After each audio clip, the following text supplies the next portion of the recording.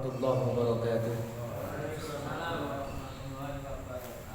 Innal hamdalillah nahmaduhu wa nasta'inuhu wa nastaghfiruh wa na'udzu billahi min shururi anfusina wa sayyiati a'malina.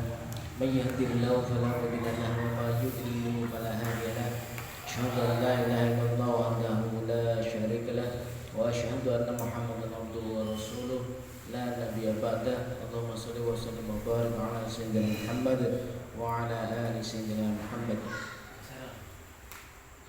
Jamaah di Rosah Islamiyah yang dirahmati Allah SWT, syukur alhamdulillah malam ini saya bisa hadir di majelis ini ya.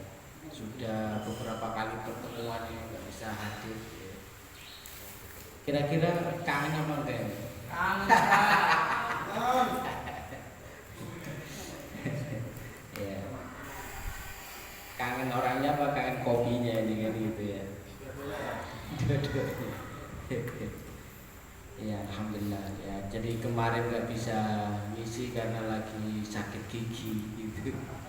Ya, orang sakit gigi itu luar biasa ya. Ya alhamdulillah. Paginya itu datang ke klinik situ tuh biar malamnya bisa ngisi. Ternyata ketika ke dokter situ sama berangkat itu nggak terasa sakit ya. Sebelumnya itu kan hari Jumat itu sakit, Sabtu pagi itu nggak terasa, tapi nyampe dokter dicek, ngeceknya kan pakai alat yang ada kacanya ujungnya gitu kan. Giginya diketok-ketok, jadi pulang dari dokter sakit lagi. Tambah nemenin gitu, minum obat peredam rasa nyeri itu tetap aja belum sembuh juga sampai siang gitu. Maka saya minta Ustadz Udin untuk ngisi.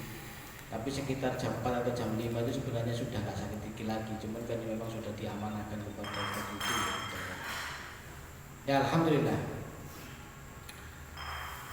Tema kali ini adalah mendudukkan ikhtilaf. Ikhtilaf itu perbedaan seputar hukum musik. Kemarin itu lagi rame di media sosial. Ada yang membolehkan, ada yang melarang gitu. Sampai ribut lah itu urusannya gitu ya. Sampai ribut, sampai ada yang disuruh minta maaf, mungkin ada yang sampai mengkafir-kafirkan segala macam. Wah, ribut lah pokoknya ya. Ya kebetulan ini saya menemukan tulisannya Kiai Haji Muhammad Siddiq Al-Jawi gitu. Nah, ini juga masih fresh gitu ya. Masih beberapa ya, mungkin satu bulanan lah. Gitu. Insya Allah kita akan bahas soal ikhtilaf ya, pendapat-pendapat seputar musik dan lagu, sebenarnya begitu. Tapi ngomong-ngomong kemarin sempat dengar kalau ada beberapa ulama di media sosial yang ribut soal musik itu. Sempat tahu nggak? Enggak. Tahu ya. Musik itu ternyata bahasa Arab Pak. Musik gitu. Musik gitu. Tapi bukan pakai K, pakai Q, musik gitu. Ternyata bahasa Arab gitu. Banyak sekali kita ini yang mengadopsi ya, bahasa Indonesia itu mengadopsi bahasa Arab itu banyak sekali. Ya salah satunya ini musik gitu ya. Kalau di rumah itu ada kursi. Ya, kursi itu juga bahasa Arab, kursi. Kursiun, kursi. Oke, apa saja akan kita bahas pada pertemuan malam hari ini? Insya Allah ada beberapa poin bahasan ya. Yang pertama adalah hukum musik, al-musiqa dan menyanyi al-ghina merupakan masalah khilafiyah. Yang kedua, poinnya bahasanya adalah dalam masalah khilafiyah tidak boleh hisbah, amar ma'ruf nahi mungkar, apalagi mengkafirkan. Artinya apa? Nggak boleh gontok-gontokan Pak. Itu maksudnya itu begitu ya, apalagi sampai mengkafirkan.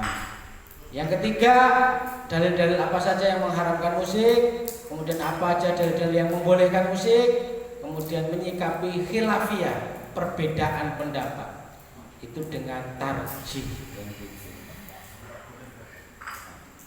Nah terakhir, tarjih dalam hukum musik.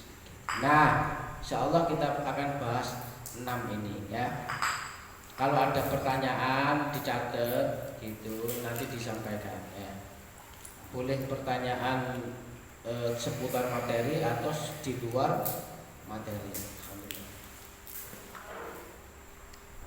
Karena sakit gigi jadi nggak boleh minum panas gitu ya.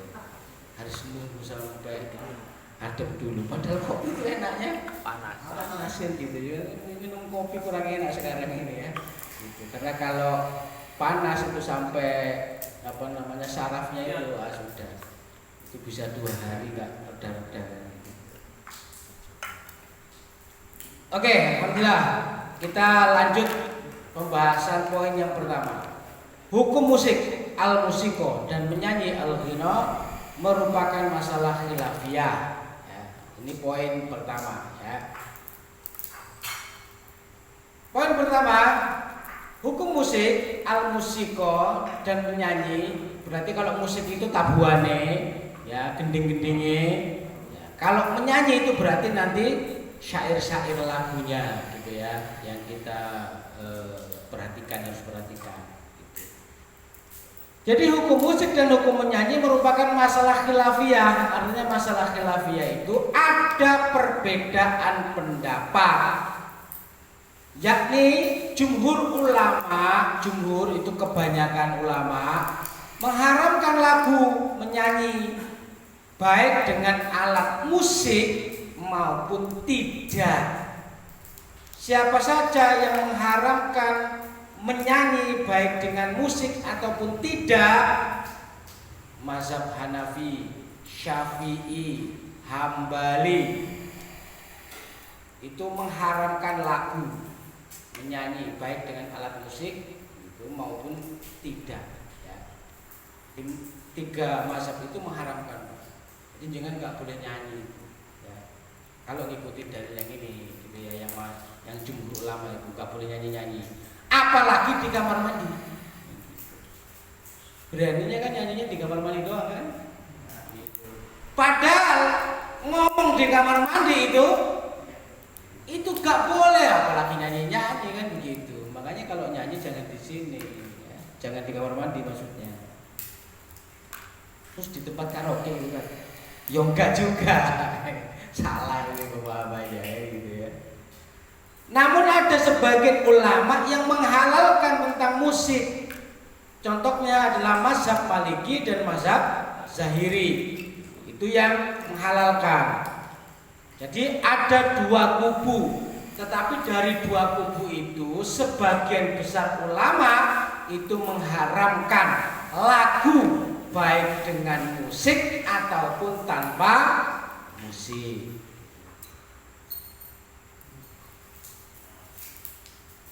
Terus, nah ini di dalam kitab-kitabnya itu ya terkait dengan bagaimana ulama berbeda pendapat dalam hal musik. Nah, Imam Syaukani berkata, Imam Syaukani ini bukan lumayan ya ulama hebat juga, lumayan ulama terkenal juga Imam Syaukani. Imam Syaukani berkata, para ulama telah berbeda pendapat mengenai hukum menyanyi dengan atau tanpa salah satu alat dari alat-alat musik. Jumhur ulama berpendapat hukumnya haram, sementara Ahlul Madinah, maksudnya Ahlul Madinah itu ulama-ulama yang ada di Madinah, dan siapa saja yang sependapat dengan mereka, juga satu jamaah dari kaum sufi berpendapat ada rukhsah, kebolehan dalam hal mendengar alat musik atau lagu. Kalau teman-teman sufi itu jelas Pak, mereka ketika bagaimana bisa mendekatkan dirinya dengan Allah dengan cara menari kan diiringi dengan musik kan gitu.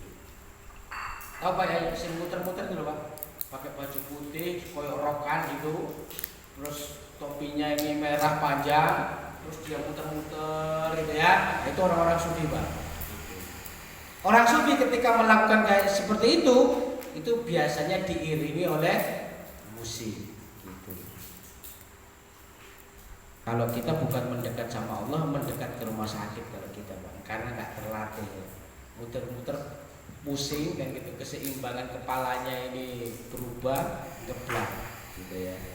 Biasanya anak kecil itu kalau masih kecil itu suka muter-muter itu. Nanti berapa saat gitu aja udah pusing gitu ya. Apalagi bapaknya. Kalau bapaknya itu nggak perlu muter itu sudah pusing Pak. Gitu ya. Nggak perlu muter-muter wes pusing. Lihat tanggal wes pusing Pak.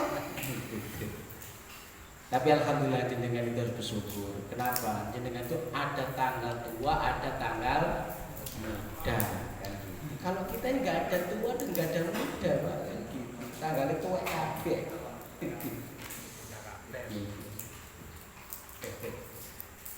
Tua kabeh ya. Karena tua kabeh itu matang maksudnya, Pak. Oke, itu poin pertama. Ya, jadi Imam Syaukani. Dalam masalah khilafiyah tidak boleh hisbah. Ini poin yang kedua ya. Tadi kita sudah lihat bagaimana ulama itu, jumhur ulama mengharamkan dan sebagian ulama itu membolehkan. Nah, sekarang kalau dalam masalah perbedaan pendapat yang sifatnya itu furu', tahu furu' Pak? Cabang, bukan usul. Usul itu pokok itu misalkan akidah. Nah, kalau perbedaan usul itu sudah mengubah keimanan seseorang. Tapi kalau perbedaan furu', cabang, nah, maka itu masih diperbolehkan. Gitu ya. Nah, dalam masalah khilafiyah tidak boleh hisbah. Atau hisbah itu amar ma'ruf nahi mungkar, gak oleh gontok-gontokan, gak oleh ngotot. Iki sih bener pokoknya, iki sih bener gitu. Gak begitu, apalagi mengkafirkan. Kadang-kadang kita juga heran Pak. Kita ini sering dituduh kelompok yang sering mengkafirkan. Padahal kita ini gak pernah mengkafirkan orang juga kan gitu ya. Oke, apalagi mengkafirkan nggak boleh. Jadi kalau ada perbedaan pendapat itu tidak boleh hisbah, amar ma'ruf nahi mungkar, apalagi mengkafirkan. Contohnya bukan hanya sekedar musik Pak, aplikasi yang ini Pak, ini aplikasi ini. Contoh juga ada yang kunut, ada yang tidak kunut. Itu khilafiyah Pak. Karena khilafiyah nggak boleh gontok-gontokan, nggak boleh sampai mengkafirkan, itu nggak boleh ya. Itu masalah khilafiyah juga. Banyaklah nanti soal-soal khilafiyah di tengah-tengah umat gitu ya, itu banyak sekali. Artinya dalam perkara khilafiyah tidak boleh hisbah atau amar ma'ruf nahi mungkar, gontok-gontokan, yel-yelan, kuat-kuatan, tidak boleh, apalagi mengkafirkan. Kenapa? Karena dikarenakan musik, al-musiko dan menyanyi atau al-ghina merupakan masalah khilafiyah. Sudah selayaknya umat Islam tidak sampai mengkafirkan satu sama lain, karena dalam masalah khilafiyah itu tidak boleh hisbah, yakni amar ma'ruf nahi mungkar, apalagi sampai mengkafirkan. Adanya hisbah, yakni amar ma'ruf nahi mungkar, menegakkan kebenaran maksudnya. Hisbah itu menegakkan kebenaran, pokoknya ini sing bener yang ini gitu ya. Itu amar ma'ruf nahi mungkar, itu masalah hisbah. Nah, itu tidak boleh terjadi, tidak boleh hisbah. Itu apalagi mengkafirkan. Hanya ada dalam perkara-perkara yang disepakati ulama atau mujma' alaih. Jadi perkara-perkara hisbah, kita melakukan hisbah, melakukan menegakkan kebenaran, itu boleh, tapi dalam perkara-perkara yang disepakati ulama. Artinya pada perkara-perkara yang tidak disepakati ulama tidak boleh hisbah. Artinya kita harus menerima perbedaan pendapat di kalangan umat. Ini karena ngantuk, makan atau apa? Jawabannya makan ya. Oke, lanjut. Imam Ghazali menegaskan, kullu ma huwa fi mahalli il ijtihadi fala hisbata fihi. Segala sesuatu yang menjadi subjek istihad, yakni perkara-perkara khilafiyah, perkara-perkara yang memungkinkan terjadinya perbedaan, maka tidak ada hisbah atau menegakkan kebenaran. Ya pokoknya sing bener iku sing koyo ngene. Nah, itu tidak begitu ya. Tidak ada hisbah atau amar ma'ruf nahi munkar padanya. Itu pendapatnya Imam Al-Ghazali. Sebagaimana Imam Al-Ghazali dalam kitabnya Ihya Ulumuddin juz yang kedua halaman 361. Kullu ma huwa fi mahalli ijtihadi wala hisbata fi. Nah, apa saja dalil-dalil yang terkait dengan musik? Yang pertama ada dalil-dalil mengharamkan musik. Nah, ini kita sudah menginjak ke poin ketiga. Nah, dalil pendapat yang mengharamkan mendengarkan musik, al-musiqa dan menyanyi al-ghina, firman Allah SWT. Quran surat Al-Luqman ayat 6, di antara manusia ada yang membeli percakapan kosong, lauhal hadis, ya, perkataan yang kosong. Hadis ini perkataan, lauhal itu gak bermutu gitu. Jadi percakapan kosong untuk menyesatkan manusia dari jalan Allah tanpa ilmu dan menjadikan olok-olokan, mereka itu akan memperoleh azab yang menghinakan. Jadi kita itu nggak boleh ngomong sing gano gunane, itu nggak boleh Pak. Gitu. Nah, nyanyi itu dianggap ngomong yang nggak ada gunanya dan gitu. Nyanyi. Nah. Menurut Ibnu Abbas dan Ibnu Mas'ud dan lain-lain, yang dimaksud dengan percakapan kosong lauhal hadis adalah al-ghina, yaitu nyanyian, lagu dan musik atau al-musiqa. Coba bayangkan Pak. Gitu ya. Kalau memang dilarang itu nggak ada namanya Indonesian Idol, itu nggak ada. Coba lagi. Indosiar itu apa? Mall dangdut KDI. Oh KDI ya, KDI gitu. KDI itu apa? Konser dangdut Indonesia. Kontes dangdut Indonesia itu nggak ada. Terus apa mana kayak di mana itu net atau di TV apa itu? Banyaknya Khairul Tanjung itu apa? Apa? TV yang punyanya Khairul Tanjung apa namanya?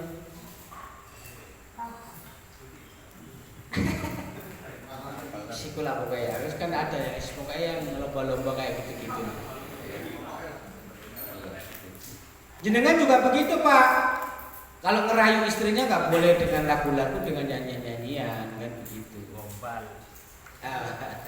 Gombal. Arti apa ya gitu ya? Gombal. Kenapa disebut gombal? Ayo saya tanya, kenapa dikatakan gombal itu kenapa? Kosong. Karena gombal itu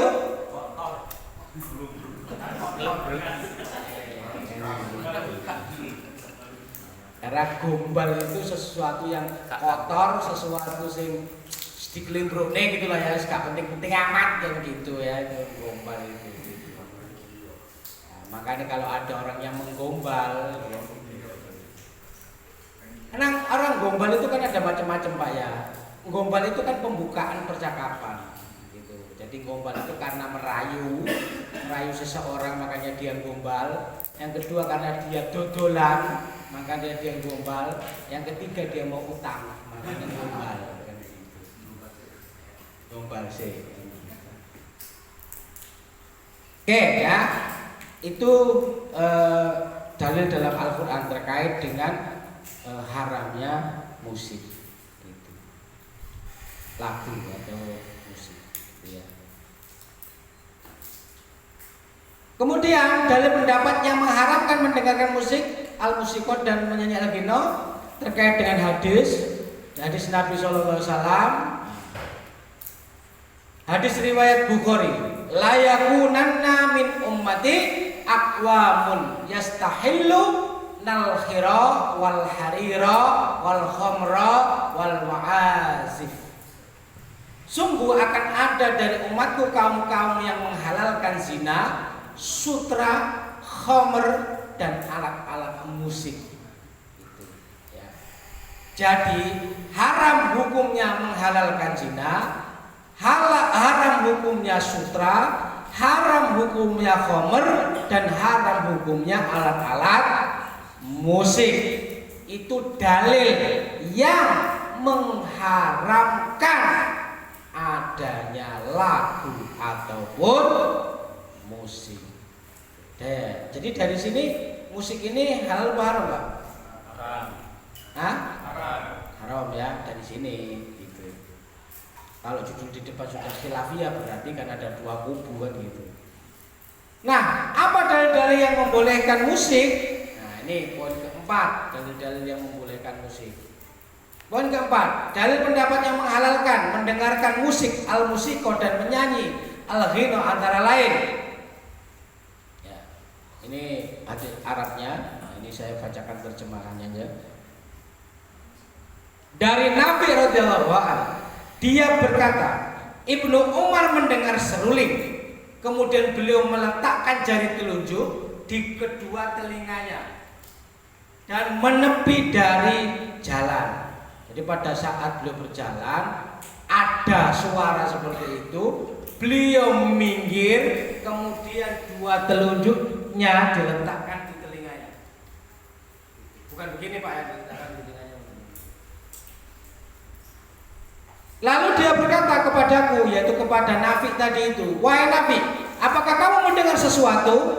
Maka Nafi mengatakan tidak.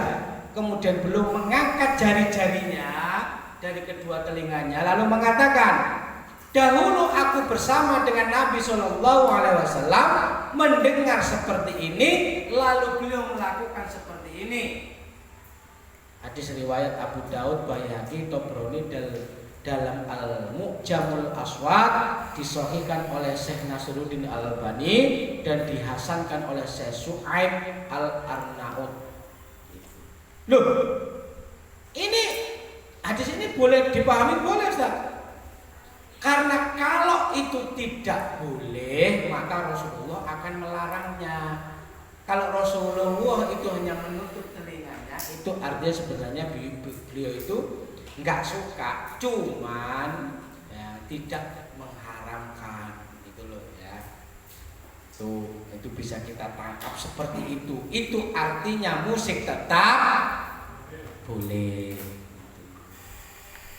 Kurang kuat dalilnya tidak keren. Oke. Poin keempat, dalil lain pendapat yang menghalalkan mendengarkan musik atau al-musiko dan menyanyi al-ghina adalah hadis sebagai berikut. Ini dari Aisyah radhiyallahu an bahwa Abu Bakar radhiyallahu an masuk menemui aku. Ya, jadi Aisyah ini kan anaknya Abu Bakar gitu. Jadi bapaknya ini menemui anaknya yaitu Aisyah. Sementara saat itu di sisi Aisyah ada dua orang budak perempuan tetangga kaum Ansor yang sedang bernyanyi, yang mengingatkan kepada peristiwa pembantaian kaum Ansor pada perang Bu'as, ya, itu perang antara kaum Aus dan Khosraj. Gitu. Aisyah melanjutkan kisahnya. Kedua orang budak perempuan tersebut tidaklah begitu pandai dalam bernyanyi. Artinya apa? Suaranya gak enak saja nih. Kalau bahasa kita itu fales gitu. Tapi tetap nyanyi aja. Maka Abu Bakar pun berkata, seruling-seruling setan, ya, kalian perdengarkan di kediaman Rasulullah Shallallahu Alaihi Wasallam.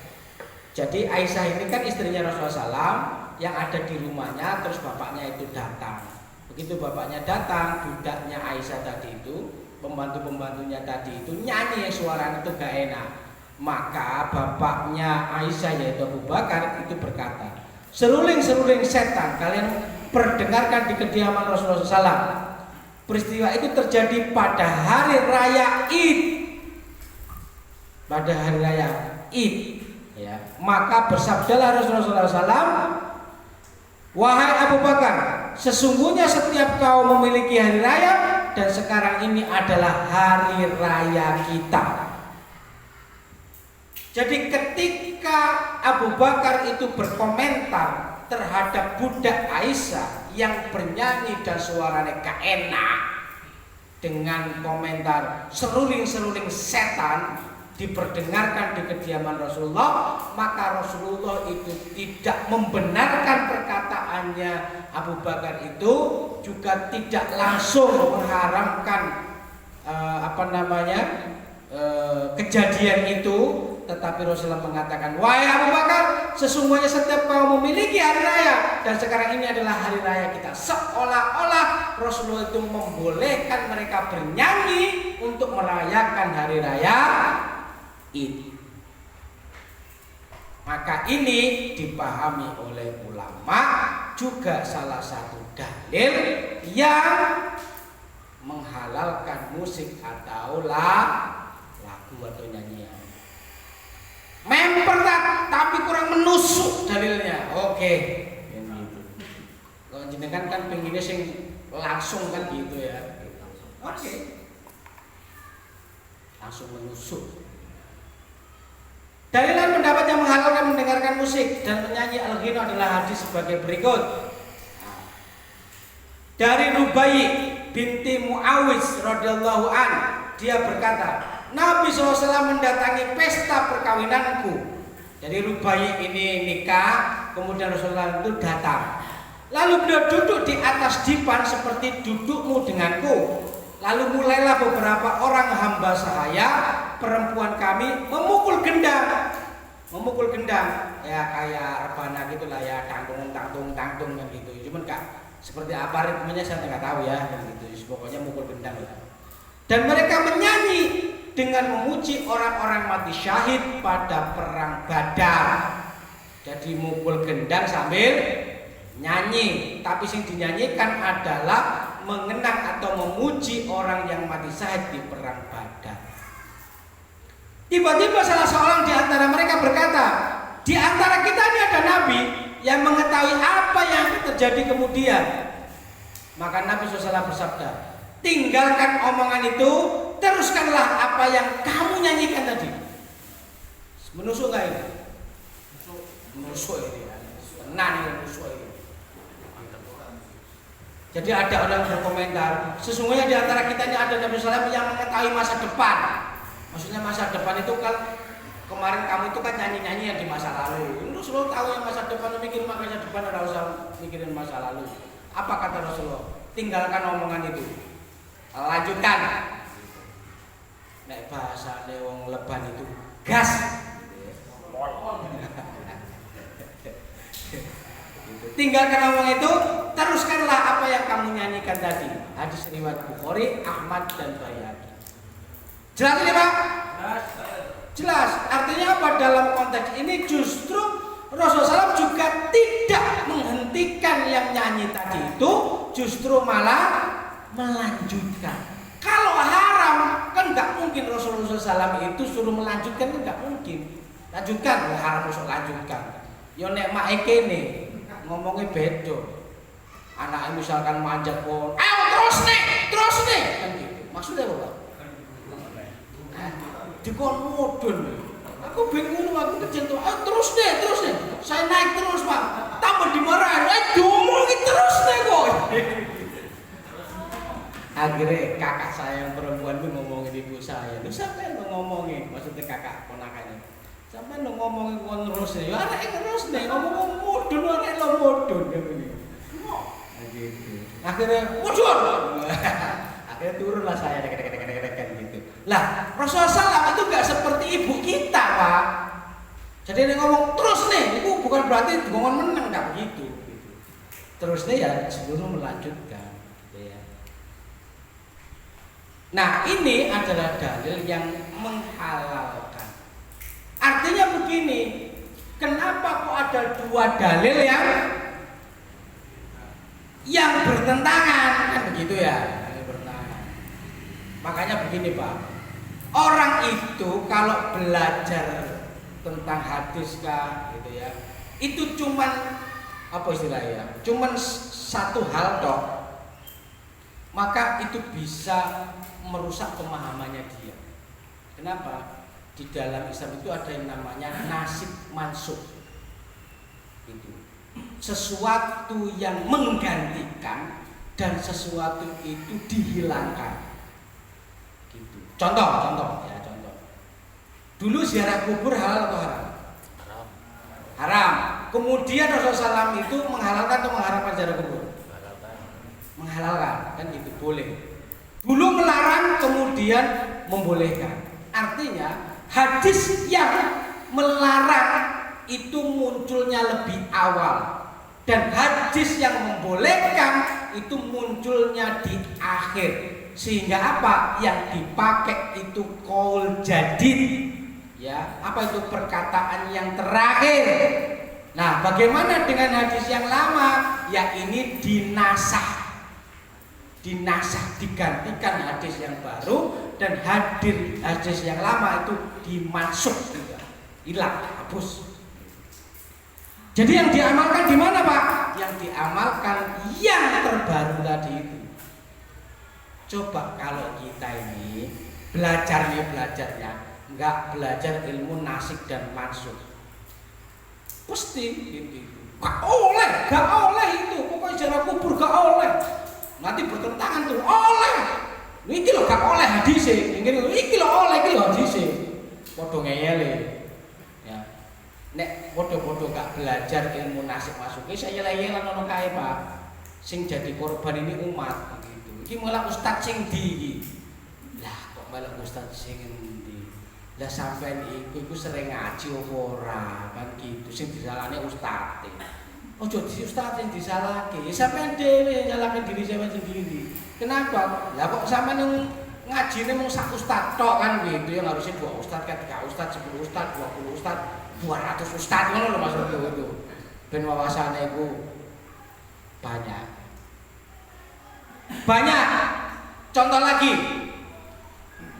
Dulu itu dibolehkan membakar dengan api.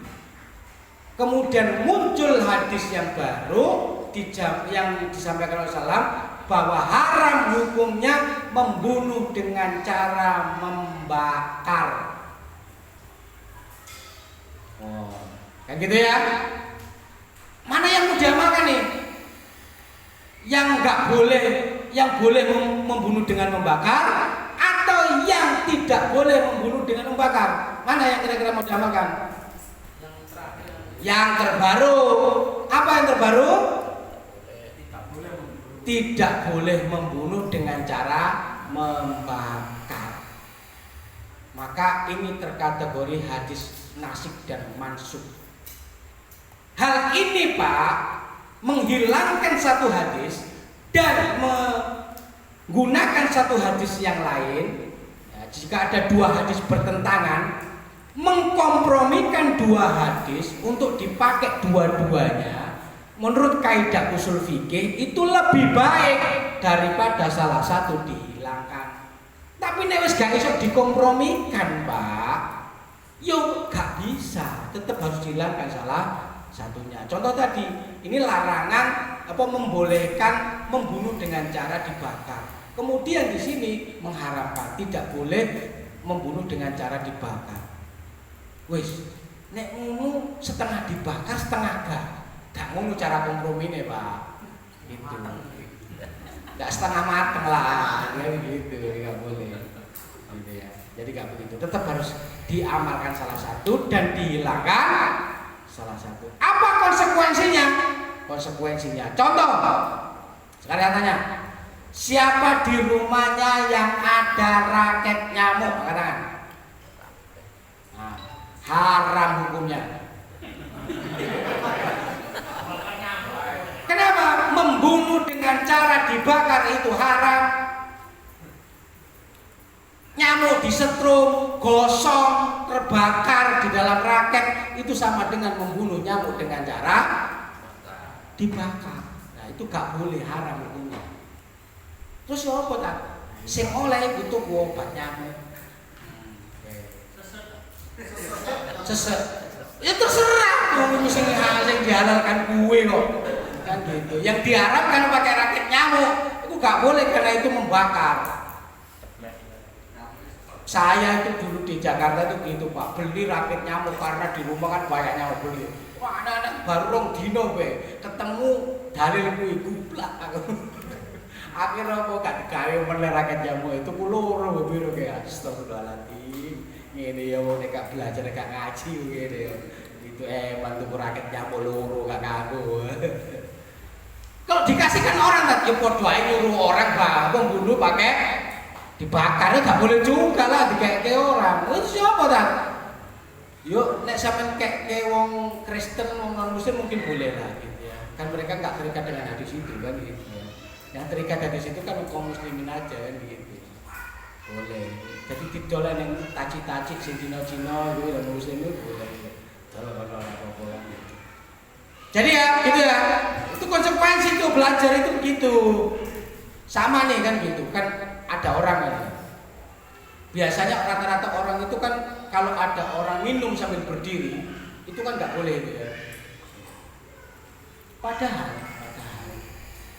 itu, kalau kita belajar nasik dan mansuk itu boleh minum sambil berdiri itu boleh. Cuman banyak ulama yang berpendapat itu nggak boleh kan gitu. Daripada saya ini bikin kesro, mending saya diem aja. Buat saya aja ini ya. Hukumnya gitu ya. Sampai terserah gitu lakukan apa-apa kan gitu. Termasuk mohon maaf yang kencing itu. Kan nggak boleh kencing sambil berdiri katanya gitu ya. Itu di nasik mansuk itu boleh kencing sambil berdiri. Makanya nggak apa-apa pakai iluminor. Tahu iluminor Pak? Nggak tahu.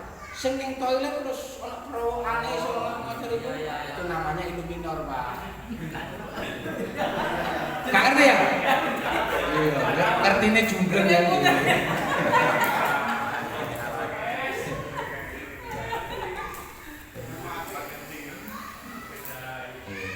Gak apa-apa, Pak. Gak ngerti sing penting iso gawene. Kan gitu. Coba sampe ning hotel ono ngono tok kan bingung. Iki opo carane kan gitu.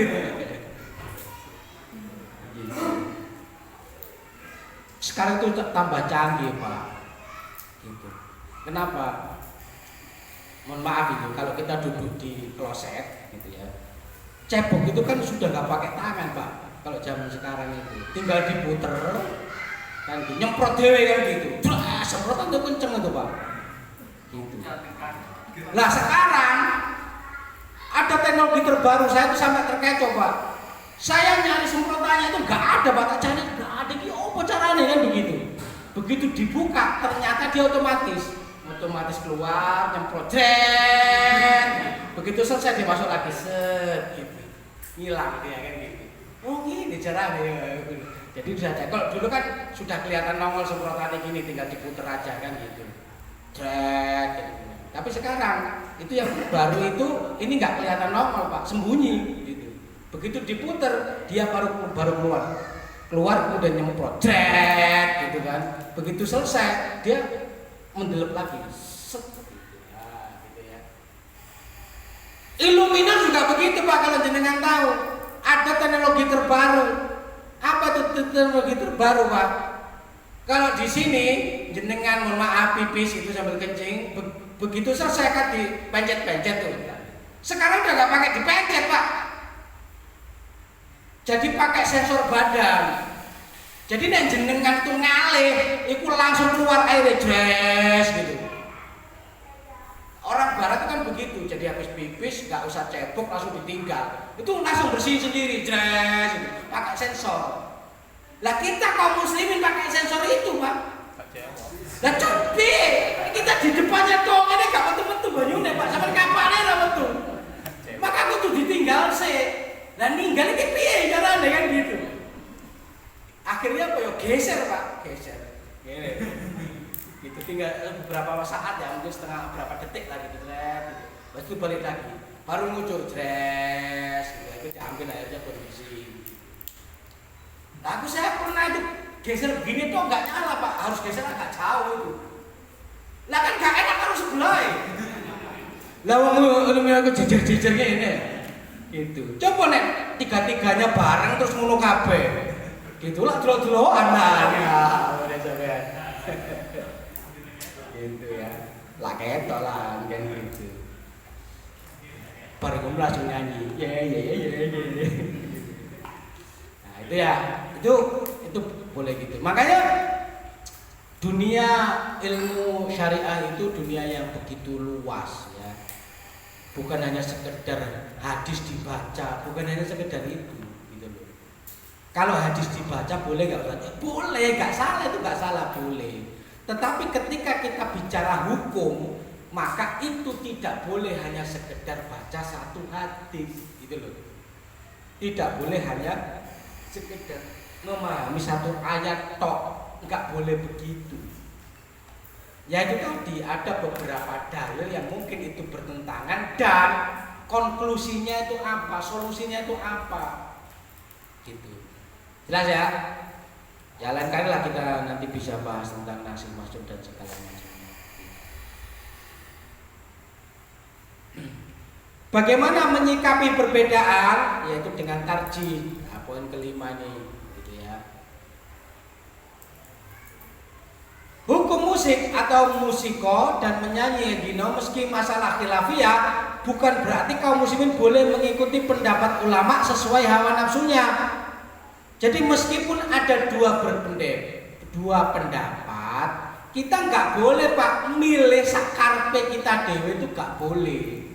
Contoh misalkan, contoh nih ya, mazhab Imam Maliki kalau untuk wanita kudune gak batal, ya. Tapi kalau Imam Syafi'i nyentuh batal. Jelas ya?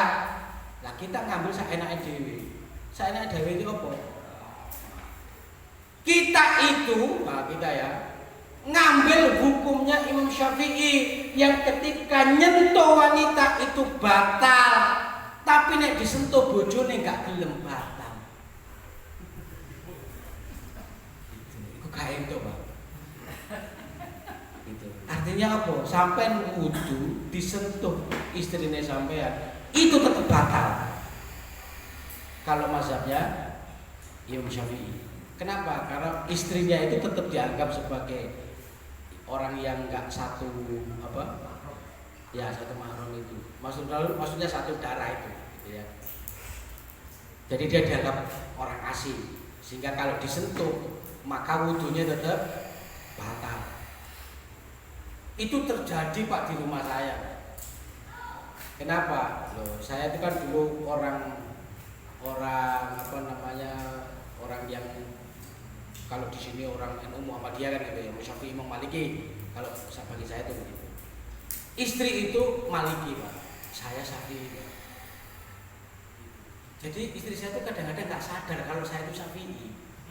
Jadi habis wudu, istri saya saenake. Bi, opo iku nih? Wajahmu, gitu. Wudu meneh gitu.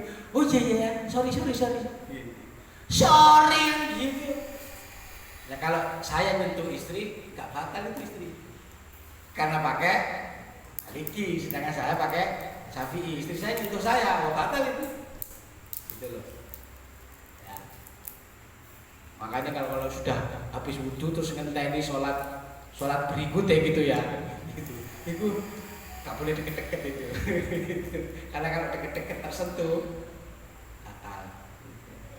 Ada pemahaman lagi, menyentuh dan tersentuh itu berbeda.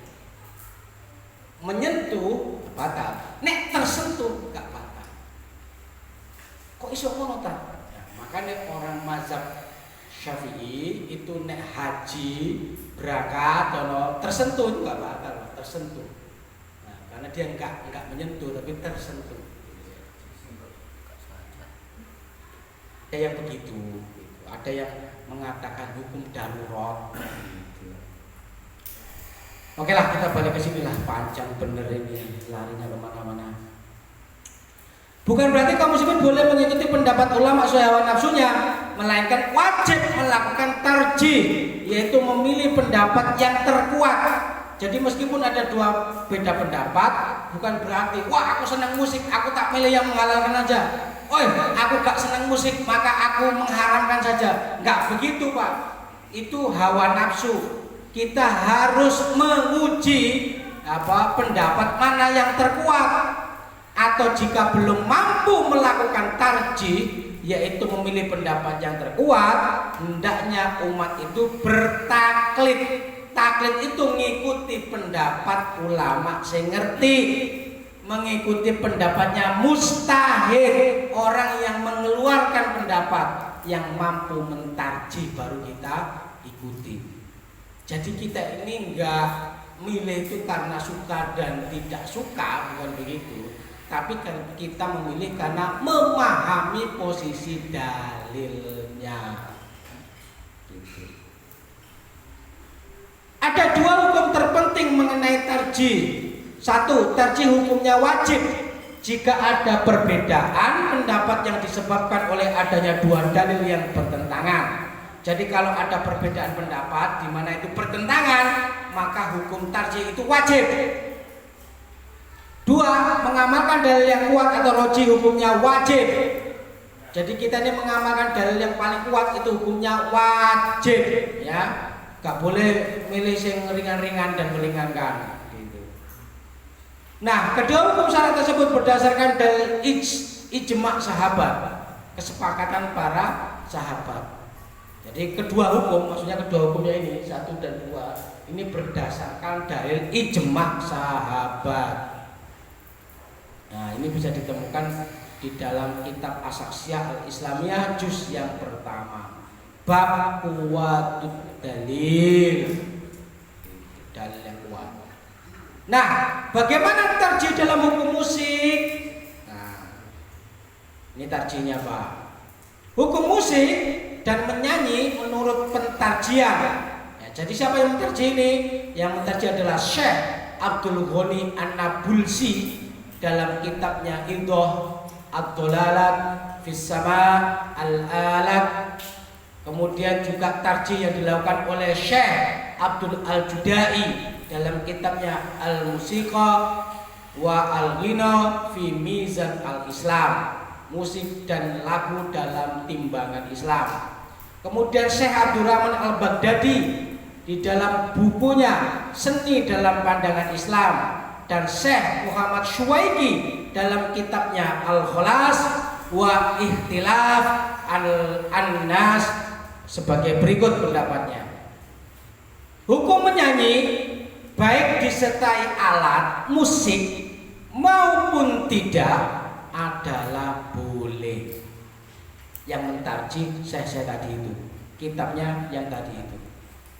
Selama tidak disertai dengan unsur-unsur keharaman, misalnya khomer, ikhtilat, campur baur laki-laki dan perempuan, menampakkan aurat, berzinahan, laki-laki memakai sutra, syair atau lirik yang bertentangan dengan Islam. Artinya apa? Hukum musik dan lagu itu boleh menurut tarjihnya Syekh tadi itu, asalkan pada saat nyanyi tidak disertai dengan mabuk-mabukan. Jadi nek ono wong duwe gawe nyanyi-nyanyi, nek ono bir bintange, maka itu haram. Haram. Gitu. Gak ono berbintange, cuma kita kumpul ae wong padha nonton, ya mak-mak, ya bapak-bapak, ya mbah, ya arek cilik, arek gedhe, kumpul dadi siji. Iku jenenge ikhtilat. Apa itu ikhtilat? Campur baur antara laki-laki dan perempuan, maka itu tidak boleh. Artinya begini, Pak, sebenarnya itu ikhtilat itu tetap gak boleh. Nah, apalagi sampai mendatangi forum musik yang di dalamnya campur baur, itu gak boleh. Ngono lho. Sek, nanti wayu, sek, nanti iku lupa apa? Di mana penontonnya itu campur antara laki-laki dan perempuan, maka itu tidak boleh. Meskipun palapa kan? Ya meskipun palapa. Jangankan palapa, kan gitu. Sholawatan juga bodoh. Jadi ono selawatan terus kemudian campur baur antara apa ibu-ibu perempuan sama bapak-bapak laki-laki itu campur baur situ. Maka jenengan nggak boleh datang ke situ, nggak boleh mendengarkan musik di situ. Terus siapa tak? Ya pergi sono. Pergi nih kita, yuk dirusak lah. Ngono ceritane. Ya iyalah. Makanya ini kalau ibu-ibu nih gini, ngono lho. Nek pun ono ibu-ibu itu gak lungguh tengah-tengah kene, kok kenakan Pak Hadi. Mending tak dekene ngono lho kan gitu dipisah sebelah sana kan gitu. Gak boleh memang campur, harus terpisah. Pengajian campur podo gak entuk. Campur baur tuh gak entuk. Mbok pengajian, mbok sholawatan, mbok nyanyi-nyanyi, mbok dangdutan, mbok palapa, tidak boleh. Istilah ya campur baur itu gak boleh. Termasuk anak ini sekolahannya itu lungguh laki-laki perempuan campur baur itu juga tidak boleh. Menurut Pak, clear ya? Terus juga menampakkan aurat. Jenengan tahu nggak aurat? Batas yang boleh diperlihatkan kan begitu. Kalau laki-laki dari pusar sampai dengkul. Lah aku oleh tak ngrungokke musik terus katokan tok teko udel nganti dengkul. Oleh, gak apa-apa, nek gak duwe isin apa-apa. Kan gitu, boleh kan gitu. Ben ngerti perut itu six pack apa enggak itu biar tahu gitu. Tahu six pack ya? Six pack ya, six. Kotak six. Nah, ibu-ibu, wanita itu auratnya seluruh tubuh kecuali muka dan kedua telapak tangan. Saya kata, iya. Penyanyi gak ono sing ngono ta. Ya berarti gak oleh, Mas. Penyanyi lho tat kerudungan sih, tapi kan musikile ketok betise tat. Ya tetap itu namanya buka aurat gak entuk. Gitu. Kudungan tapi lehernya kelihatan ini ya podo ae itu juga aurat gak entuk. Yo nang ngendong ditat tolak apa penyanyi terus gawe kerudung lengkap terus gini terus mungkin ada apa namanya ada cadarnya ya kan begitu. Ya itu kan karepmu. Apa karepmu? Karepmu kan kowe makan maksa. Maksa apa? Maksa wong sholihat dikongkon maksiat kan ngono ceritane. Gitu. Makanya maksa golek penyanyi sing kerudungan tutup kabeh. Mono yo ono kae. Enggak ada. Jadi kalau ada penyanyi yang enggak nutup aurat, gimana tak? Yang jenengan enggak boleh datang ke situ. Enggak boleh dengerin musik di situ. Enggak boleh. Aku enggak lapo-lapo tak nyawer juga enggak. Ini bukan soal nyawer. Gitu. Hukum menyanyi baik disertai alat musik maupun tidak, selama tidak disertai dengan unsur-unsur contohnya adalah menampakkan aurat, maka itu boleh. Tapi kalau menampakkan aurat gak boleh. Perzinaan ya apalagi nih perzinaan. Lelaki memakai sutra, ya jelas, ya meskipun gak ning musik laki-laki pakai sutra ya gak boleh. Syair atau lirik yang bertentangan dengan Islam. Nah ini Pak, rata-rata lagu selain selawatan itu pasti bertentangan dengan Islam. Biasanya itu begitu. Contoh, badanku seksi sekali. Kayak gini, itu kan bertentangan dengan Islam. Kita disuruh menutupi aurat biar gak kelihatan seksi kok malah tinggi seksi. Gak boleh. Atau misalkan dekaplah diriku, apa doain kan gitu. Kan itu bertentangan dengan Islam, gak boleh gitu ya. Gitu. Apalagi mungkin lagu-lagu yang cabul dan segala macamnya lah, kan banyak sekali lagu cabul ya. Itu juga nggak boleh Pak, gitu ya. Nah itu hasil kaji dari beberapa syekh. Nah ini bentuk bukunya kayak begitu ya. Saya dulu tuh nyari buku ini loh, nggak ketemu. Itu. Jadi al-Marajinya Pak Ida Abdulalat Fisama al-Alat Basa Abdul Ghani an-Nabulsi al-Musika wal Ghina fi Mizan al-Islam oleh Syekh Abdullah al-Judai, Seni dalam Pandangan Islam oleh Syekh Abdurrahman al-Badadi, Al-Khalas wa Ikhtilaf An-Nas oleh Syekh Muhammad Suwaiki. 4 kitab. Hukum syarak tersebut merupakan jamak kompromi dari dalil-dalil yang mengharapkan dan dalil-dalil yang menghalalkan lagu menyanyi baik disertai musik maupun tidak sesuai dengan kaidah usul fikih. Jadi hasil tarjihnya tadi itu berdasarkan jamak atau kompromi dari dalil yang membolehkan dan dalil yang melarang. Itu kompromi. Apa itu komprominya? Ya ini kaidah usul fikih. Ikmalud dalilaini aula min ihmali ahadihima bil kulliyati. Mengamalkan 2 dalil yang bertentangan, satu haram, satu halal, lebih utama. Kenapa? Karena dua-duanya dipakai. Karena bagaimanapun dua-duanya ini berasal dari Rasulullah. Meskipun itu hadis dari Rasulullah, tapi hukum itu tetap datang dari Allah.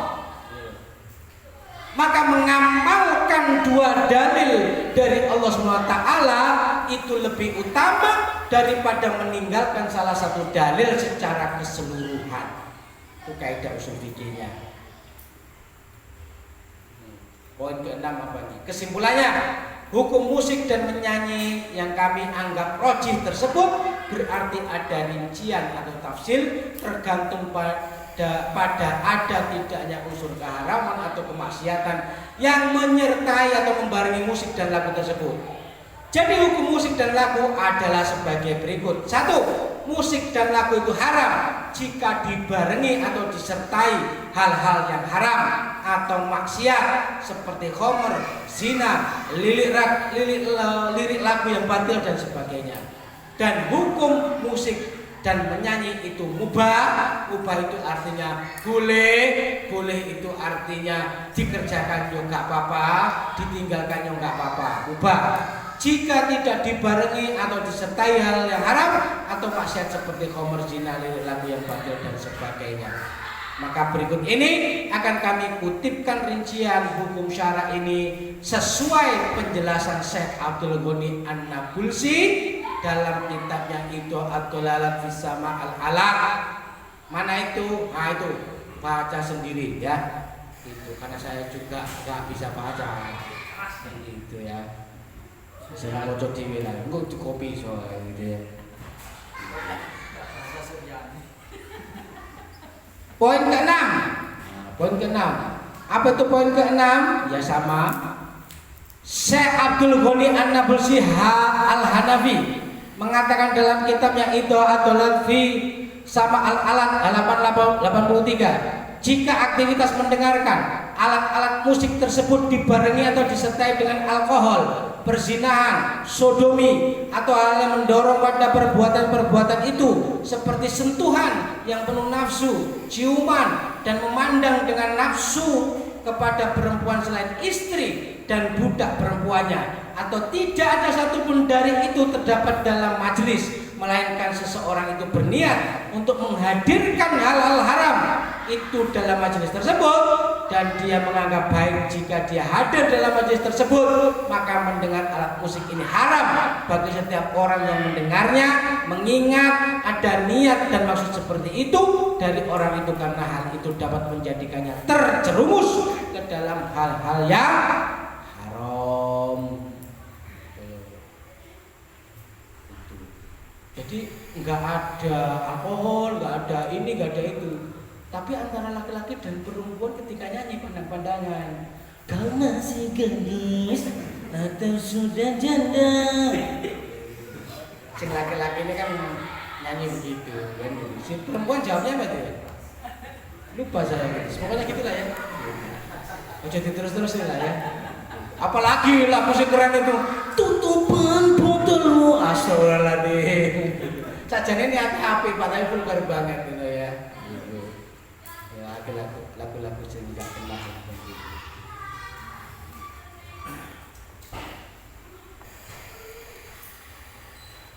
Oke, kemudian Syekh Abdul Ghani juga menjelaskan adapun yang dibolehkan dalam hal ini yaitu musik atau nyanyian adalah jika majelis tersebut bebas dari minuman keras, bebas dari zina, sodomi, sentuhan syahwat, ciuman dan memandang syahwat kepada siapapun selain suami dan budak perempuan, apalagi nyawer-nyawer, masuk-masukin uangnya itu tadi. Kemudian orang itu niatnya baik, batinnya bersih, suci, bebas dari dorongan hawa nafsu terlarang seperti nafsu berzina, sodomi dan meminum minuman beralkohol atau segala jenis narkoba. Dia mampu mengendalikan hatinya dan menjaga pikirannya dari terjadinya sesuatu yang diharapkan Allah kepadanya, dan jika itu terlintas dalam hatinya, dia mampu mengeluarkannya dari dalam hatinya dan dia segera membersihkan pikirannya, maka tidak ada salahnya baginya jika itu terjadi berulang-ulang di dalam hatinya setelah ia berhati-hati menahan diri untuk tidak menerimanya, karena dibolehkan baginya mendengarkan musik dan atau nyanyian tersebut pada saat itu dalam segala jenis, dan tidak ada satupun yang diharamkan baginya, juga tidak dimakruhkan. Jadi kalau jenengan sholawatan, tibaan apa itu boleh Pak, kan gitu. Kenapa? Ya kan nggak mungkin terus apa sholawatan nyawer-nyawer kan gitu, yang enggak. Maksudnya sholawatan di masjid kah di mana gitu. Tapi nek sholawatannya model sini YouTube kan yo iso wae, Pak. Kan gitu. Sholawate koyo wong rock ngono kae ngene kan gitu. Itu yo enggak beda juga meskipun sholawatan gitu ya.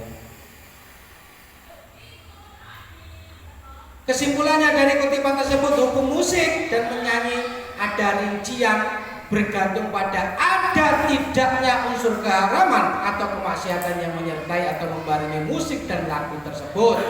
Jadi hukum musik dan atau lagu adalah sebagai berikut: 1. Haram jika dibarengi atau disertai hal-hal yang haram atau maksiat seperti khamr, zina, sodomi, narkoba, ikhtilat, lirik lagu yang batil dan sebagainya. Dan mubah jika tidak dibarengi atau disertai hal yang haram atau maksiat seperti khamr, zina, sodomi, narkoba, ikhtilat, lirik lagu yang batil dan sebagainya. Wallahu a'lam bishawab. Ya, mungkin itu ada 6 poin pembahasan mendudukkan ikhtilat terkait hukum musik. Gitu ya. Nah, saya kembalikan kepada moderator. Alhamdulillah, untuk materi pada malam hari ini ya, insya Allah bisa difahami ya. Karena beberapa hari kemarin itu ini sempat booming di media masalah ini musik ya. Alhamdulillah pada malam hari ini bisa tercerahkan, insya Allah bisa dipahami ya semuanya. Kalau nggak ada, mungkin ada pertanyaan, monggo monggo Bani.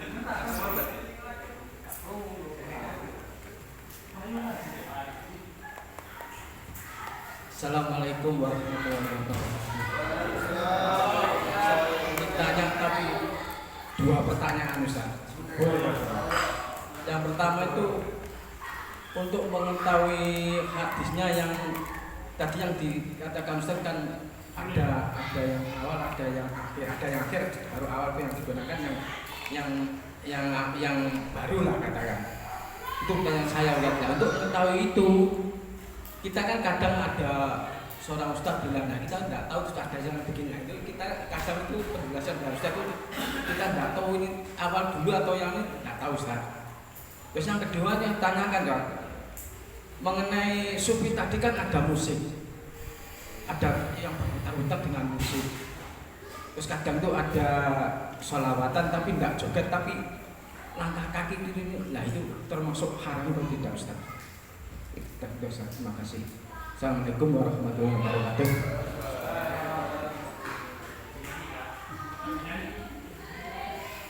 Assalamualaikum. Mau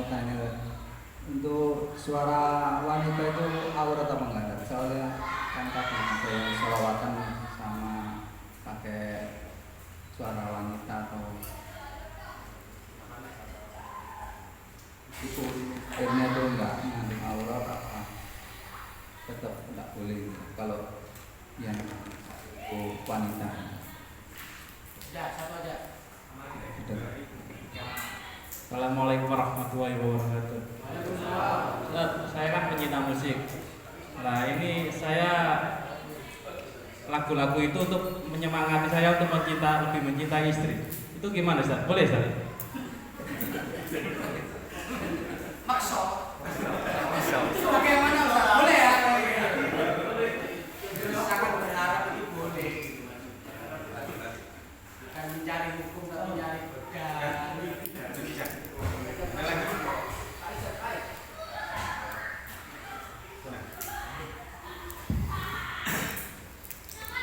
Alhamdulillah ada yang bertanya, Ustaz, dari Pak Hadi. Oke, Ustaz, bagaimana kita mengetahui bahwa hadis itu di awal, apakah hadis itu di akhir? Ya. Jadi begini dulu, hal yang pertama ketika kita menemukan hadis atau dalil yang bertentangan dan itu tidak bisa dikompromikan. Jadi syaratnya apa ya? Syaratnya satu, dalil itu bertentangan. Yang kedua, ketika bertentangan itu nggak bisa dikompromikan, gitu loh ya. Kalau yang contoh misalkan bahwa haram hukumnya berobat dengan yang najis, tapi di sisi lain Rasulullah itu mengizinkan sahabat berobat dengan minum air kencingnya onta, di mana air kencing itu najis. Di satu sisi haram hukumnya berobat dengan yang najis. Ini kan bertentangan nih. Ya, bertentangan. Maka dalam hal obat diamalkanlah dua dalil tadi sehingga hukumnya makruh. Artinya makruh itu apa? Sebisa mungkin cari yang enggak najis. Tapi nek gak ketemu sing apa jenenge sing gak najis, yo gak apa-apa ngombe iku. Gitu. Artinya lebih baik dihindari, lebih baik. Artinya kalau dihindari dapat pahala, kalau dikerjakan gak apa-apa, kan begitu. Ketika dua syarat itu ditemukan sehingga ini tidak bisa dikompromikan dan itu harus dihapuskan salah satu. Dihapus salah satu yang dimana yang satunya itu menghapus yang dihapuskan tadi, maka jadilah teori yang namanya nasib mansukh. Dari dua dalil itu diteliti mana yang dalil itu muncul duluan, mana yang muncul yang akhir. Itu salah satu metode menghapusnya. Misalkan ada hadis keluarnya saat perang Badar, kemudian ada hadis keluar saat perang Uhud dan itu bertentangan dan sampai akhirnya dinasik mansukh, maka hadis di perang Badar itu bisa jadi yang akan menasak hadis yang pada saat perang Badar. Itu diketahui. Loh, nek masalah tahun kan oke lah. Tapi aku gak ngerti dalil yang mana ini yang bertentangan, dalil mana yang tidak bertentangan. Yo belajar, Pak. Yo apa caranya belajar? Yo salah satunya tuku kitab. Apa jenenge kitab Ustaz? Nasik mansukh lho tak omongi kok nasik mansukh. Tuku diwaca. Gitu. Aku gak iso maca ta, gak iso maca apa gak gelem maca. Gak gelem ta, lah iku repot urusane wis gak gelem kan ngono. Ya gak gelem tuku. Apa coba? Buwuh lus rajin. Tuku buku buku ra gelem. Piye ceritane? Diundang itu belum tentu bohong, Pak. Nek diundang wajib hadir diundang. Maka wong-wong sing gak dapat undangan itu gak boleh hadir. Kenapa? Karena bisa jadi kehadiran jenengan itu memang tidak diinginkan. Makanya gak dikasih undangan. Oh sekarang aku kedekean, diundangi enggak? Enggak, kok ae gak boleh. Gitu loh. Tapi nek diundang teko wajib bawa enggak? Gak wajib. Sing teko sing wajib ku tekone bawa gak wajib. Enggak bisa kan? Golek ilmu wajib enggak? Golek ilmu wajib gak? Wajib. Makanya cekone bukune ngono lho. Apa maneh mohon maaf ku sing ngerokok-ngerokok kae buang rokokmu tuku kene kita. Aku gak perlu dibuang ta kitab iso tuku. Oh boleh. Boleh. Tapi waca aja nyedot roket tok. Gitu. Rokok etok sing diwaca bukune ora. Gitu Pak Haji ya. Yang kedua tadi pertanyaannya apa? Pak Haji.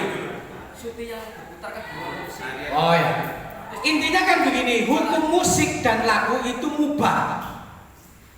Mubah dengan syarat. Kan gitu ya. Berarti boleh atau tidak harus dilihat syaratnya. Contoh syaratnya apa? Musik yang dipakai itu musik sing lirik itu bertentangan dengan Islam atau tidak? Enggak Ustaz, ono alkoholnya enggak? Kano, narkoba, enggak ada, zina, enggak ada, homer, enggak ada, sodomi, enggak ada, saling dekat-dekatan dengan wanita, tidak ada, sentuh-sentuhan, enggak ada, gerabak-gerabakan, enggak ada. Murni Pak Ustaz itu untuk ini aja mendekatkan diri kepada Allah. Ya boleh berarti sesuai dengan hukum musiknya. Tapi tidak ada apa yang melakukan laki-laki perempuan Campur itu begini loh, campur ya. Misalkan nih sama di sini. Nah, itu ada perempuan, ada perempuan, ada perempuan, ada perempuan. Itu namanya campur. Tapi misalkan di sebelah sini laki-laki, di sebelah sini perempuan, terus ada kayak jaraknya, itu nggak campur. Kalau misalkan campur termasuk nggak boleh. Ya nggak boleh campur. Makanya kalau sampai misalkan nih, ono ibu-ibu selawatan, terus tiba-tiba sampai yang tengah-tengahnya melu, itu nggak boleh. Itu campur sebenarnya, campur. Itu ada sholawat kadang tuh laki-laki nari, nggak nari saja laki-laki ini. Ya ketika itu campur baur laki-laki dan perempuan nggak boleh. Enggak itu laki-laki toh itu boleh. Laki-laki dok, boleh lah laki-laki dok memang. Nggak jalan, nggak joget tapi langkah-langkah seperti joget lah katakan.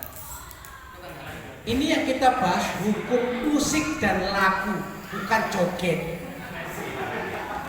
Joget itu lain mana hukumnya? Di situ ada sholawatan dengan musiknya, ada alat musiknya, tapi dia tidak nari.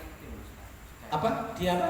Ada alatnya musiknya itu ada musik dengan sholawatan itu yang di depan itu ada yang nari langkah-langkah gitu Perempuan. laki-laki, forum itu laki-laki. Nah, itu kan nggak ada ikhtilaf. Terus yang menyebabkan itu nggak boleh itu menurut jenengan apa? Menurut jenengan aja dugaannya. Ada jogetnya itu juga kan. Iya joget kan begini ya. Nanti kalau masalah joget kan hukumnya yang berbeda kan begitu. Nek dalam hal joget itu, joget ya gitu. Ketika jogetnya itu dalam pengertian maaf ya, nggak erotis atau apa itu nggak apa-apa. Tapi kalau misalkan laki-lakinya buka baju menampakkan ototnya, terus joget-joget kayak gitu ya, itu nggak boleh juga. Ngono loh maksudnya. Tapi kalau tertutup kemudian joget itu dalam pengertian sebenarnya bukan pengertian joget mungkin ya, kayak orang sufi itu kan dia menggerakkan tubuhnya untuk apa? Berfokus untuk mendekatkan diri kepada Allah. Bagi jenengan itu ditonton joget, bagi mereka itu nggak joget. Ya memang menggerakkan tubuhnya.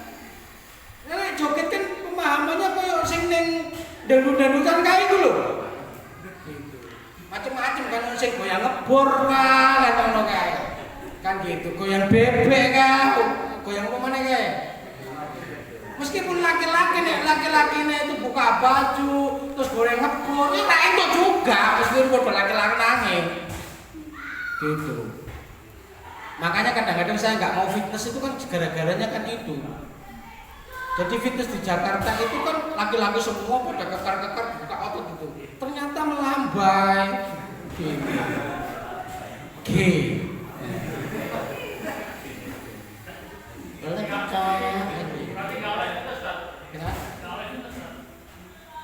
Fitness itu boleh, olahraga itu loh dianjurkan, disunahkan. Lalu fitness tadi kan begitu, terbuka kan katokan, mohon maaf katokan cekak tok kan gitu, sehingga mungkin auratnya terbuka kan gitu ya. Apalagi misalkan melambai kan gitu. Lanang-lanang kok melambai. Hah? Tak boi dia pasti ngomong jangan dong, jangan.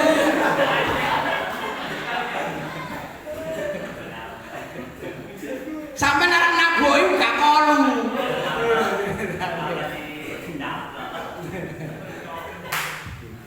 Ayo terus nih.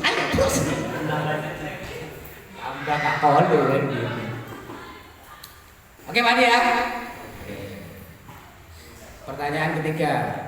Ustaz, apakah suara wanita itu aurat? Tidak. Tidak. Apa dalilnya? Banyak dalilnya.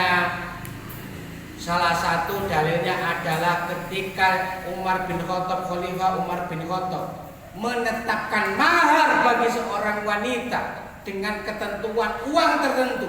Kemudian ada salah seorang wanita yang memprotes Umar bin Khattab, "Wahai Umar, berdasarkan apa engkau menetapkan mahar untuk kita?" Itu wanita bersuara. Itu menunjukkan bahwa suaranya wanita itu bukan aurat. Jadi boleh. Coba kalau suara wanita itu aurat, sampai tuku ning toko itu gak oleh. Bu tumbas. Gak digoli. Gak oleh. Gitu. Kebanyakan yang jaga toko itu wanita. Betul gak? SPG guys. Nah suara wanita aurat, coba bayangin. Gitu. Mbak, coba beli Indomie misalnya gitu. Aurat gak ada artis Aisyah. Nah ya, kalaupun misalkan aurat gak ada Aisyah meriwayatkan hadis. Gitu. Aurat. Nah, artinya aurat wanita itu adalah seluruh tubuhnya kecuali muka dan kedua telapak tangan. Nih. Nah, itu yang boleh terlihat. Gitu. Yang boleh terlihat dan yang boleh dilihat. Loh, boleh dilihat juga? Boleh. Lah sampean tuku barang gak boleh lihat wajahnya wanita. Bu, tuh masih Bu. Lah kayak sing ngedole wong liya yang bukan barangnya, ya apa sampean. Terus misalkan sampean komplain. Aku komplain, Bu, barangnya cacat. Men tuku ning kene. Iya tuku ning kene, sapa sing layani? Bu. Lah. Piye to, Bu?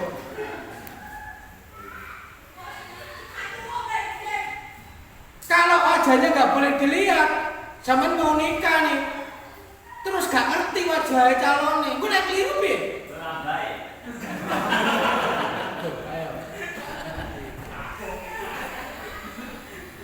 Makanya wajahnya itu boleh dilihat, tapi dengan catatan melihatnya itu tidak dalam nafsu.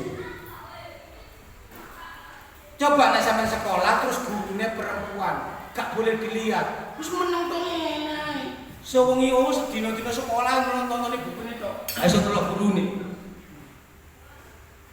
Jangankan begitu, aurat wanita itu juga boleh dilihat. Oh iya kan? Ya iyalah. Apa contohnya kan? Dokter.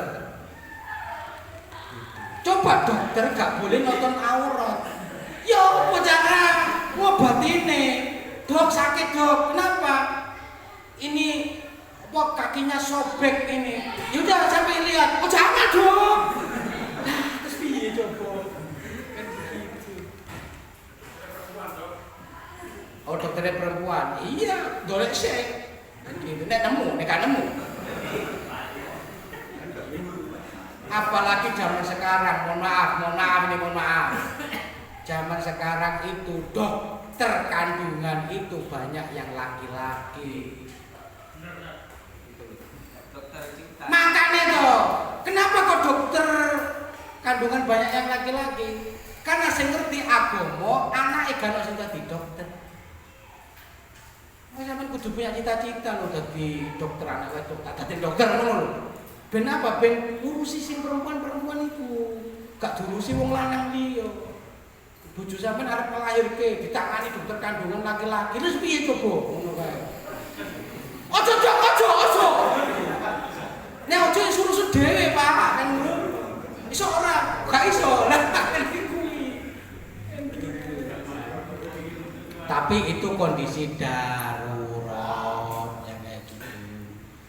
Jadi suara wanita itu bukan aurat. Cuma ada penjelasan lain. Apa itu? Suara wanita yang bisa memunculkan itu munculkan sesuatu dalam diri laki-laki, maka itu juga haram hukumnya. Nek ngomong biasa ya gak apa-apa. Tapi kalau mendesah-desah itu kayak itu. Mbak tuku apa mas? Kayak itu kalau kayak itu haram hukumnya. Yang ngono kayak sing ngarai bojone sampean ribut karo sampean suruh kae. Gitu. Ya, makanya kayak itu. Tapi nek ngomong biasa ngono ya ora apa-apa. Enggak apa-apa.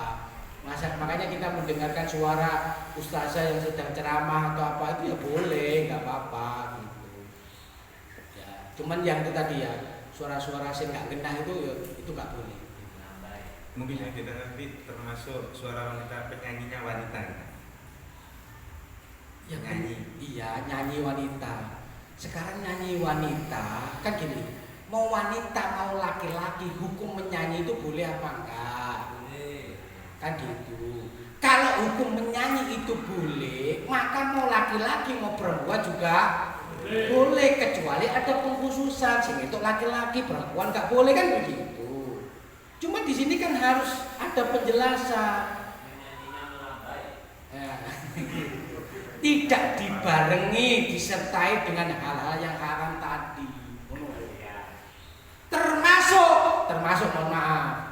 Hadis yang disampaikan Aisyah tadi itu sing nyanyi kayak sopo? Abu Bakar, apa budake Aisyah?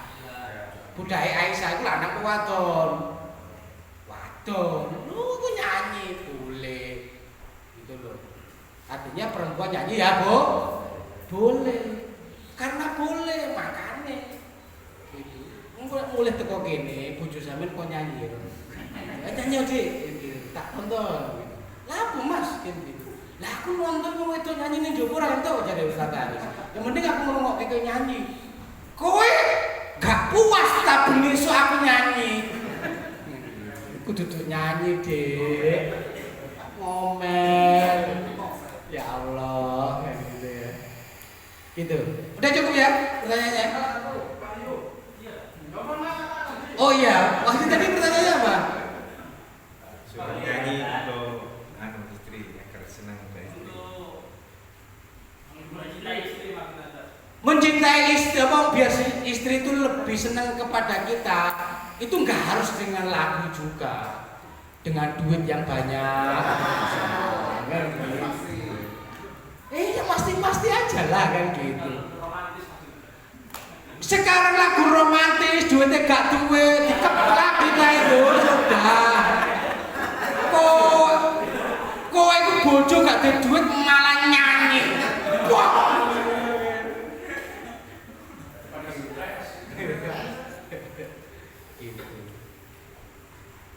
Nyanyi boleh, kembali lagi boleh dengan syarat. Oh semuanya tadi nggak ada kan? Syairnya. Nah kalau syairnya ada yang bertentangan dengan Islam ya tak boleh.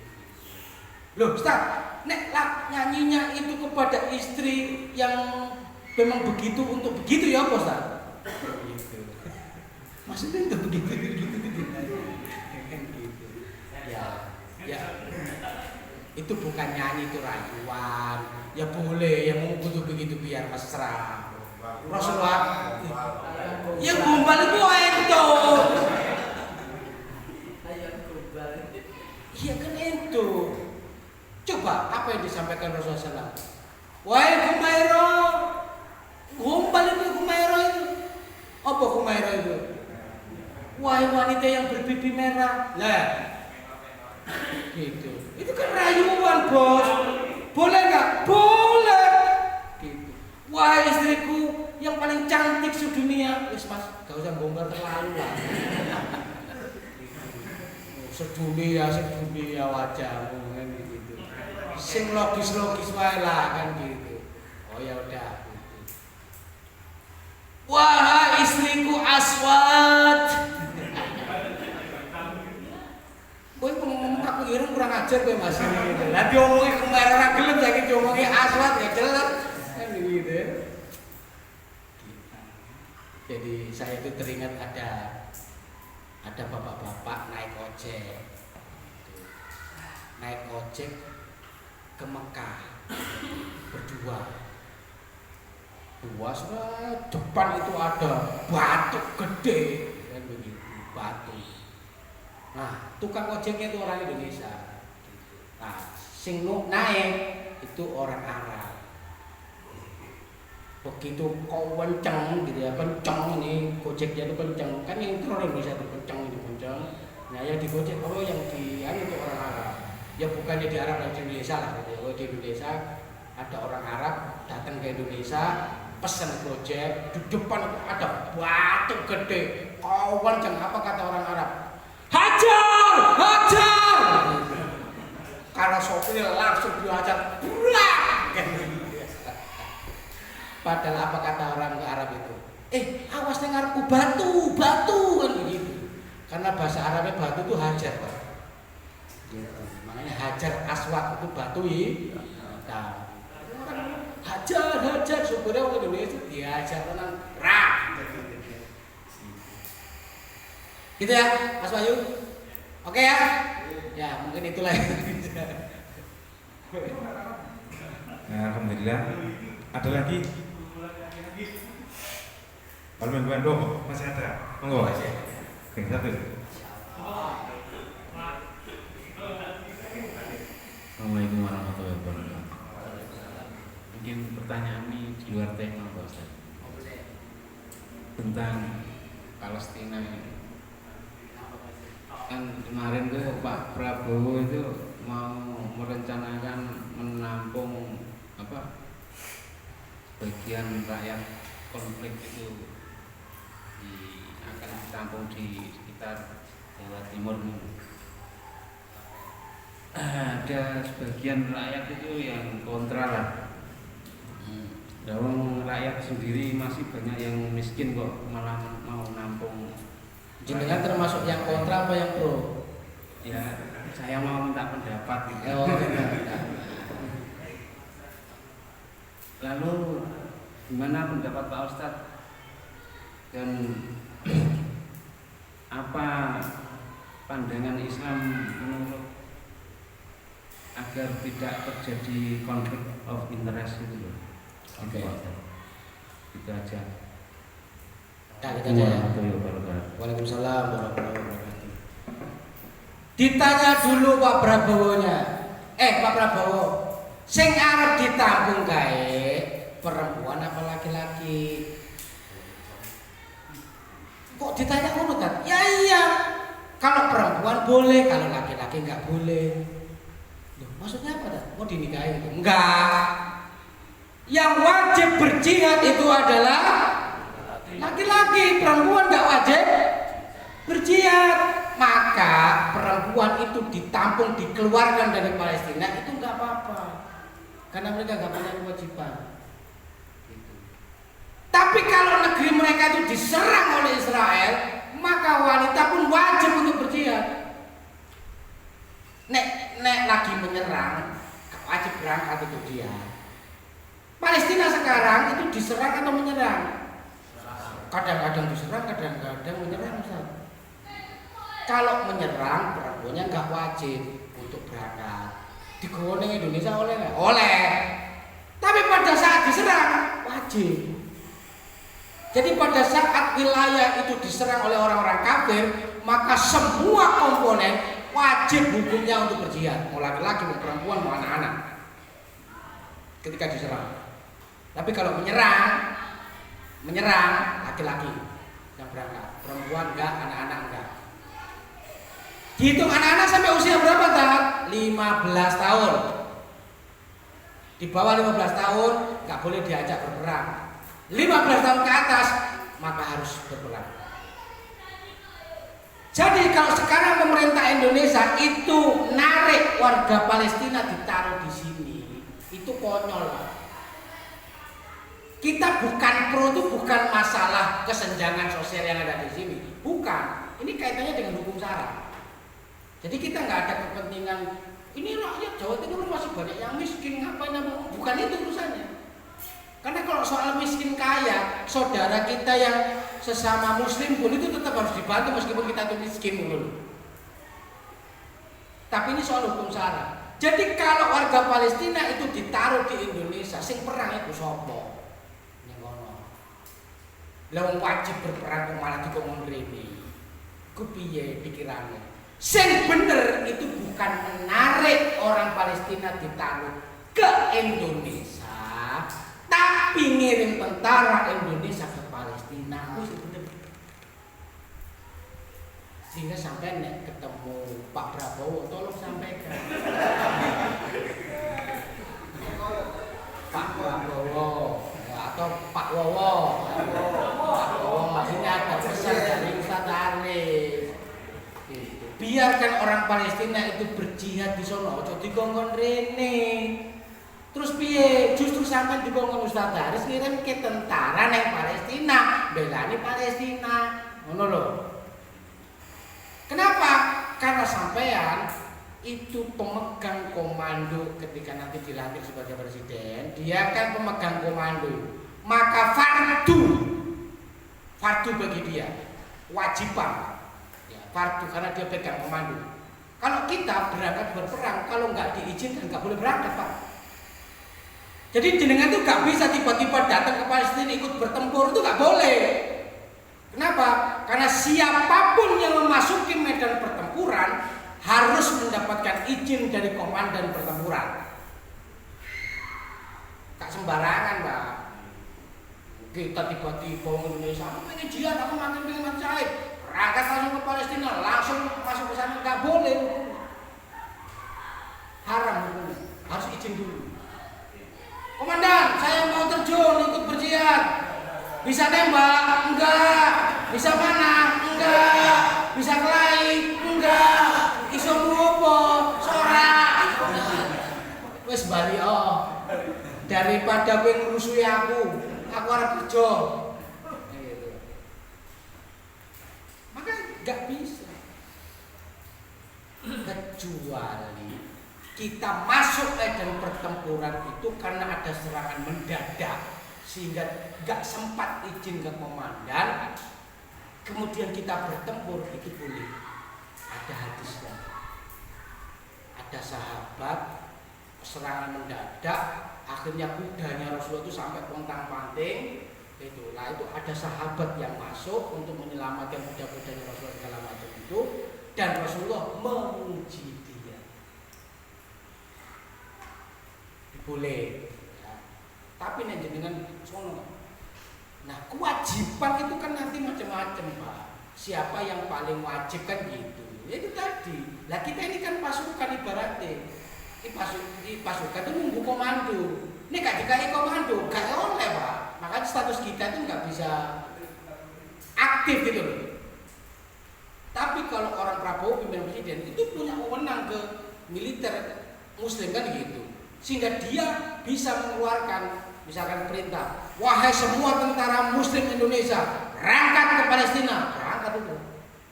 Bukan hanya itu. Prabowo ngomong misalkan, wahai seluruh Muslim Indonesia, saatnya kita bantu Palestina, semua berjihad ke sana, kita wajib menyambut seruan jihadnya. Kenapa? Karena seruan jihad itu tidak mensyaratkan tegaknya khilafah. Artinya apa? Meskipun khilafah belum tegak, tapi ketika ada seorang pemimpin yang dia itu muslim dan menyerukan jihad, maka seruannya itu wajib hukumnya bagi kita untuk menyambutnya. Kitab Saksiyah Islam juz yang kedua atau kitab Husain Haikal tentang jihad dan perang. ada situ. Dan kecuali sampean mau menyelamatkan para jandanya.